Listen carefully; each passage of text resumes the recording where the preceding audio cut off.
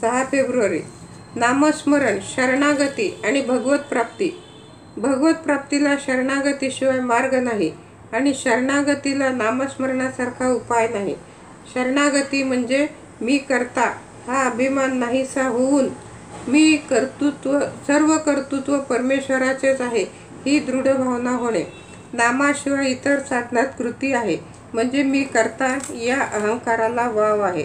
स्मरण हा मनाचा धर्म असल्याने त्यात कृतीचा प्रश्नच येत नाही, म्हणून त्यात अहंकाराला वाव नाही.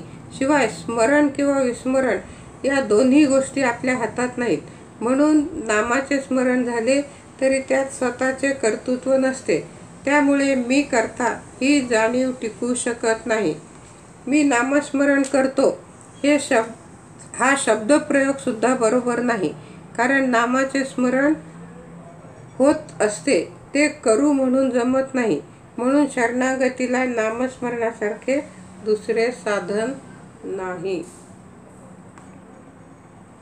शरणागतीचा दुसरा अर्थ म्हणजे कायिक, वाचिक आणि मानसिक क्रिया थांबवणे. क्रिया न करणे ही कृती करण्यापेक्षा केव्हाही जास्त सोपे. म्हणजे शरणागती ही सहज साध्य वाटली पाहिजे, पण अनुभव तसा येत नाही. जी गोष्ट अत्यंत सोपी वाटते ती करायला पुष्कळदा कठीण जाते असा अनुभव येतो. एखाद्याला मोटार वेगात चालव म्हटले तर तो ते सहज करील, पण अति हळू चालव म्हटले तर ते फार कठीण जाते. म्हणून काहीही कृती न करणे ही कृती करण्यापेक्षा फार कठीण असते. गीतेत भगवंतांनी अर्जुनाला तू नुसता मला शरण ये असे सांगितले आहे. देहबुद्धी गेल्याशिवाय शरणागती येत नाही. देहबुद्धी, वासना, अहंकार ही सर्व एकच आहेत. जगातल्या वैभवाची आसक्ती आणि परमात्मप्राप्ती या दोन्ही गोष्टी एकत्र असूच शकत नाहीत. म्हणून उद्धवाला श्रीकृष्णाने एकांतात जाऊन हरिचिंतन करावयास सांगितले आणि तसे केल्याने माझी तुला खरी प्राप्ती होईल असे म्हणाले.